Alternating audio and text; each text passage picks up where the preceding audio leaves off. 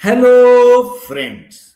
दोस्तों, आज stock market में अधिकतर स्टॉक्स की जम के पिटाई हुई है और इन्वेस्टर्स बुरी तरीके से कूटे गए हैं। ये जो बुल स्लॉटर हुआ है, हालांकि बुल तो बचे नहीं है, जो जो दिख रहा है पिछले 2-4 दिनों से मार्केट का हाल। परंतु उसके बाद भी जो भी थोड़े बहुत तेजी करने वाले लोग थे, आज उनकी हालत जो है वो खराब हुई है। लगभग 1000 पॉइंट्स के आसपास सेंसेक्स गिरा है और निफ्टी 385 पॉइंट डाउन हुआ है। तो क्या कारण है कि स्टॉक मार्केट इतना जम के नीचे गिरा है? आज हम इसी पे चर्चा करेंगे।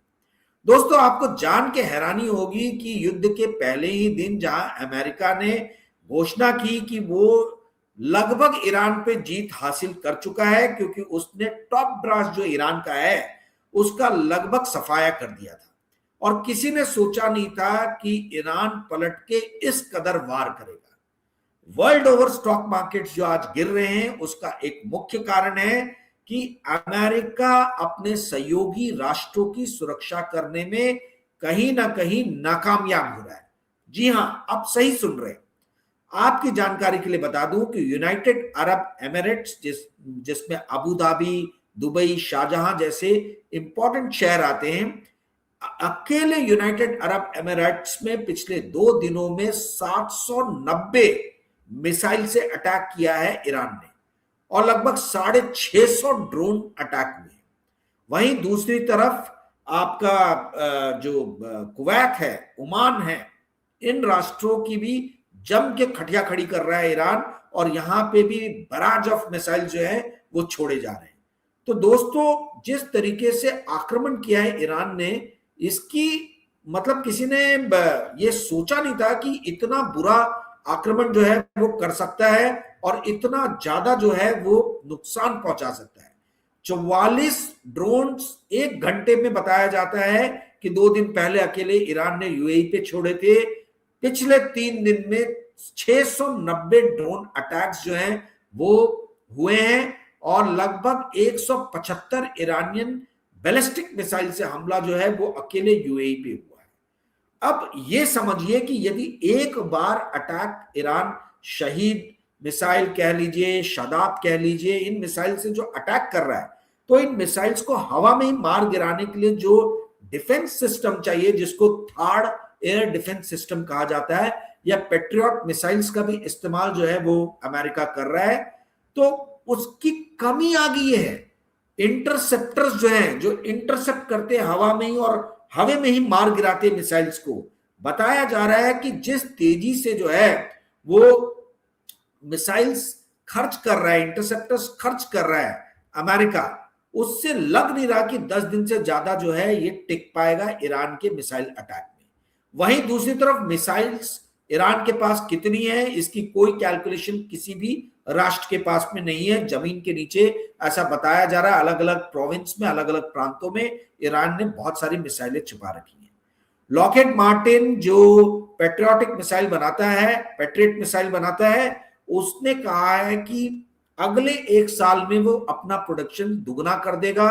2000 मिसाइल जो है वो 1 साल में प्रोड्यूस करेगा।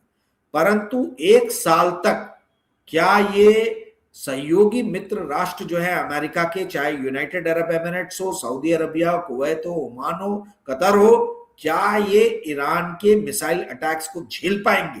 पहला सवाल।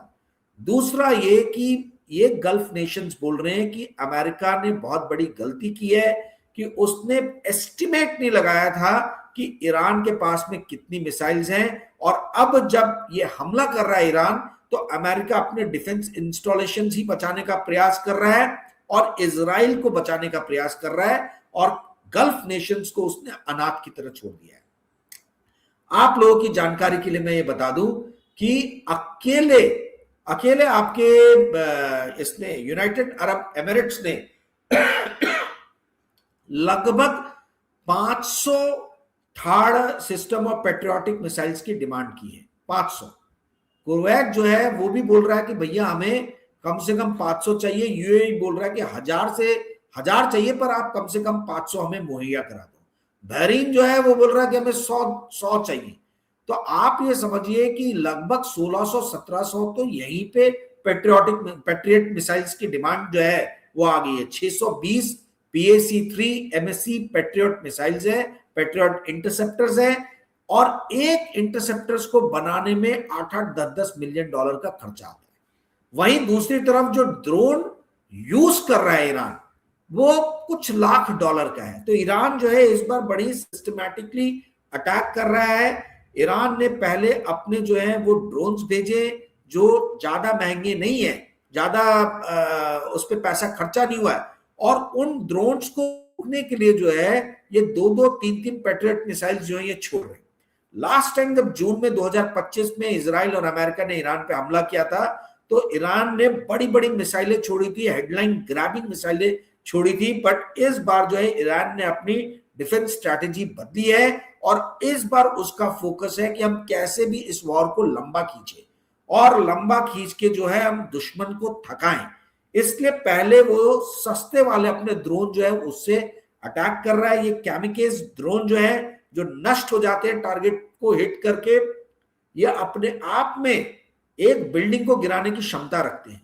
ठीक है, तो अब ऐसा हो रहा है कि इंटरसेप्टर्स कम होने के कारण पिक एंड चूज की पॉलिसी जो है वो अमेरिका और उसके सहयोगी राष्ट्र जो है वो ऐसा बताया जा रहा है कि अपना रहे हैं। यानी जहां पे भी जिस भी ड्रोन अटैक में ज्यादा नुकसान होने की संभावना नहीं है, वो उस ड्रोन को गिरने दे रहे हैं, क्योंकि इंटरसेप्टर्स कम है।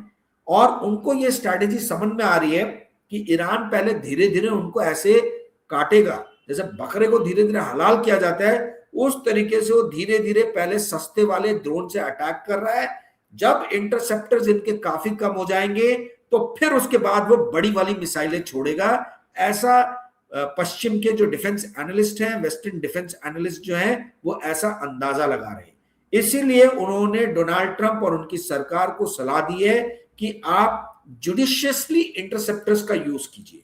दोस्तों, आप जितने भी वीडियोस देख रहे होंगे यूट्यूब पे, कोई भी आपको इंटरसेप्टर्स के इंपॉर्टेंस को, उसकी महत्वता को रेखांकित नहीं कर रहा होगा।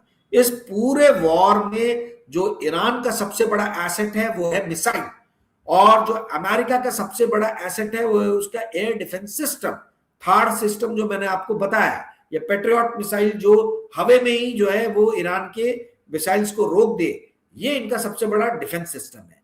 अमेरिका देख रहा है कि धीरे धीरे करके कैसे भी ईरान की पहले मिसाइलें खत्म की जाए, उसके बाद में हम अपनी थल सेना जो है वो ईरान में उतारेंगे।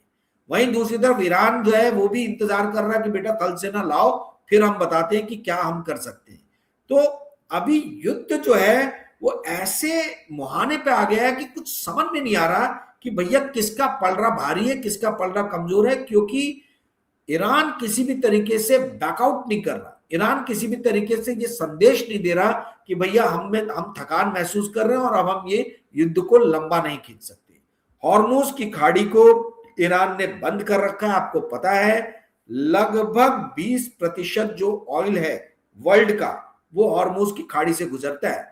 केपलर करके एक वेबसाइट है, KPLER, ये डाटा एनालिटिक जो है फर्म है। केपलर के हिसाब से हर दिन हॉर्मुज की खाड़ी से 22 मिलियन बैरल तेल जो है वो गुजरता है। वर्ल्ड में हर दिन 100 मिलियन बैरल से 101 मिलियन बैरल ऑयल का कंजम्पशन होता है, जिसमें से अकेले 22 मिलियन बैरल जो है वो हॉर्मुज की खाड़ी से गुजरता है। तो यदि हॉर्मुज की खाड़ी बंद कर दी जाएगी तो फिर कहां से, अच्छा हॉर्मुज की खाड़ी क्यों बंद हुई है? हॉर्मुज की खाड़ी बंद होने का एक महत्वपूर्ण कारण है दोस्तों, इसको ध्यान से सुने क्योंकि ये आपने कहीं नहीं सुना होगा। हॉर्मुज की खाड़ी से जितनी भी शिपमेंट जाती हैं वर्ल्ड ओवर, जहां भी कमोडिटीज को लेके शिप जाती हैं, उन शिप्स का इंश्योरेंस किया जाता है। और आपको जान के आश्चर्य होगा कि वर्ल्ड के 80% कार्गो मूवमेंट का इंश्योरेंस जो है वो लंदन बेस्ड 12 बड़ी इंश्योरेंस और री इंश्योरेंस की कंपनीज करती है। तो भले शिप तेल ले जाने के लिए तैयार है, पर ये इंश्योरेंस कंपनीज ने हाथ खड़े कर दिए हैं कि हम किसी भी शिप का इंश्योरेंस नहीं करेंगे। तो लंदन बेस्ड ये इंश्योरेंस कंपनीज के हाथ खड़े करने के कारण कि भाई हम किसी भी जो ये तेल लेके जाने वाले जो मालवाहक जो जहाज है, इसकी जिम्मेदारी हम नहीं लेते, उसके कारण से कोई भी शिप ओनर जो है वो अपनी शिप्स को हॉर्मुज की खाड़ी में नहीं भेज रहा है।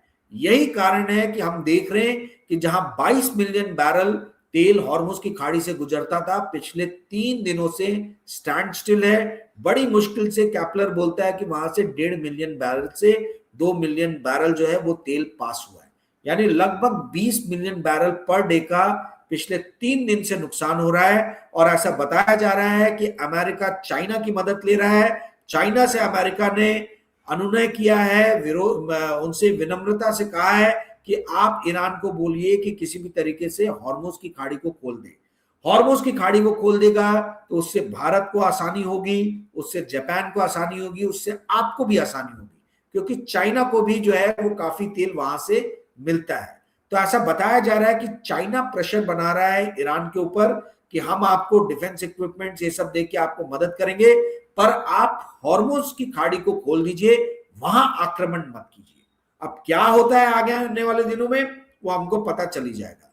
परंतु स्टॉक मार्केट के लिए जो सबसे इंपॉर्टेंट चीज, जो सबसे गंभीर चीज है, वो ये है कि कहीं ना कहीं ऐसा नजर आ रहा है मार्केट को, इन्वेस्टर्स को, कि अमेरिका के पास में इंटरसेप्टर्स कम हो रहे हैं, और कम होते हुए इंटरसेप्टर्स जो है वो अपने मित्र या सहयोगी राष्ट्रों की सुरक्षा करने में कहीं ना कहीं नाकामयाब हो रहे हैं।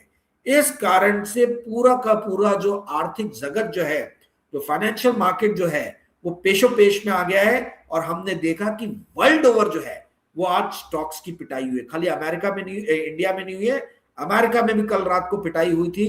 हर जगह पिटाई हो रही है स्टॉक्स की, क्योंकि फाइनेंशियल इन्वेस्टर्स जो है उनको कहीं ना कहीं ये महसूस हो रहा है कि ना केवल ऑयल के प्राइसेस तेजी से ऊपर भाग रहे हैं, बल्कि अमेरिका जिस कॉन्फिडेंस के साथ में इस युद्ध में कूदा था, पता नहीं वो कॉन्फिडेंस उसका बरकरार रहेगा कि नहीं रहेगा। हालांकि डोनाल्ड ट्रंप ने यह कहा है कि और 14 दिन या ज्यादा से ज्यादा 4 हफ्ते जो है, आप ये मान के चलिए कि 4 हफ्ते से ज्यादा ये युद्ध नहीं चलेगा।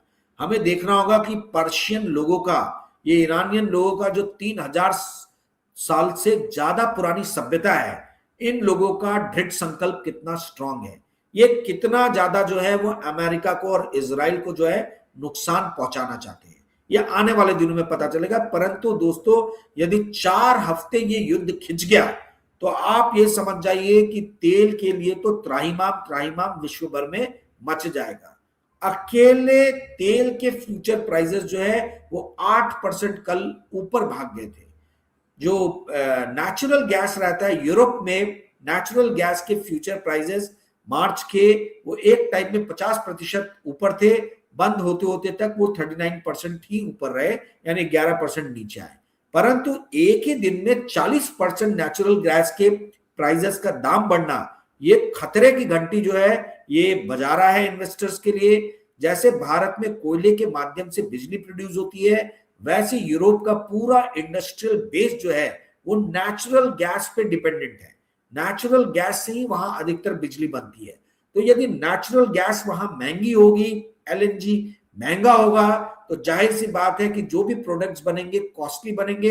और प्रोडक्ट्स यदि कॉस्टली बने तो आपको मालूम है कि यूरोप की तो वैसी बैंड बजी हुई है, और ज्यादा बैंड बज जाएगी। तो ये कुछ मेन मुद्दे हैं जिसके कारण आज स्टॉक मार्केट ने थम्स डाउन दिखाया। पहला ये कि अमेरिका के बारे में ऐसा सामने आ रहा है कि इंटरसेप्टर्स की कमी हो रही है। दूसरी बात ये कि गल्फ राष्ट्रों ने, जैसा कि मैंने आपको बताया कि बहरीन ने, कतर ने, यूनाइटेड अरब एमिरेट्स ने इंटरसेप्टर्स की डिमांड की है अमेरिका से। थर्ड एयर डिफेंस सिस्टम की मांग की है, पैट्रियट मिसाइल की मांग की है।